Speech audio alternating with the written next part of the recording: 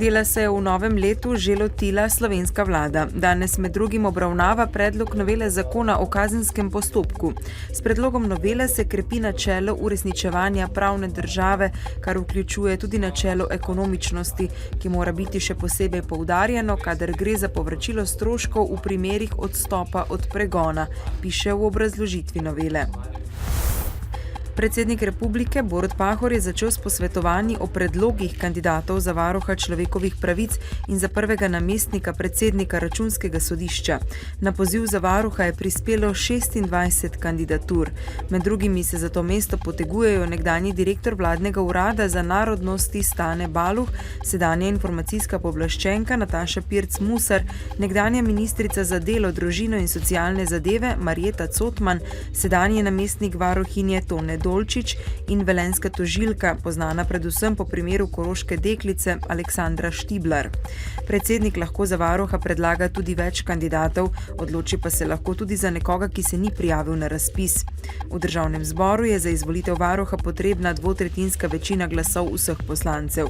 Za prvega namestnika predsednika Računskega sodišča pa se potegujejo direktor davčnega urada Maribor Marjan Špilar, vrhovni državni revizor na Računskem sodišču Jorg Kristjan Petrovič, Miranda Grof Ferjančič z Ministrstva za finance in Gregor Korošec. Na gorenjski avtocesti pri izvozu Lesce se je okoli 1 ure zjutraj zgodila huda prometna nesreča. Policisti so na avtocesti proti Radovljici skušali ustaviti 29-letnega avstrijskega državljana, ki se na njihova opozorila ni odzival. Med begom se je zaletel v policijski vozili, poškodovani so bili 4 policisti, poginila sta 2 službena psa. S hudimi poškodbami pa je v bolnišnici končal tudi voznik. Avtocesta med Radovljico in Lescami je bila več ur zaprta.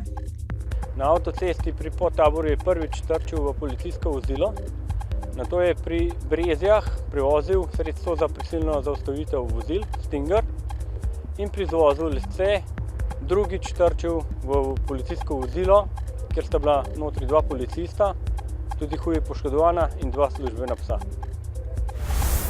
V Revozu v Novem mestu, kjer so 19. decembra ustavili proizvodnjo in odšli na novoletni kolektivni dopust, bodo ponovno začeli delati drugi teden.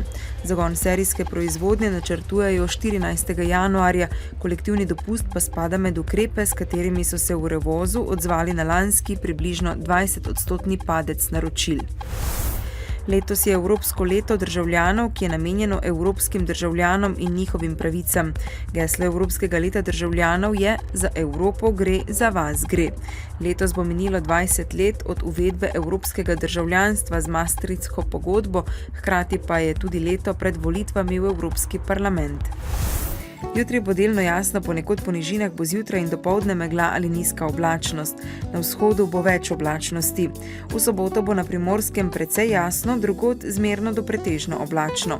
Ponekod na vzhodu in severu države bo občasno rahlo deževalo, pihal bo severozahodnik. V nedeljo bo sončno, na vzhodu bo nekaj več oblačnosti.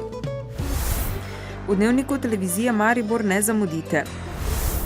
Kako so na morebitno epidemijo obolenj dihalnih poti pripravljeni v Mariborskem kliničnem centru?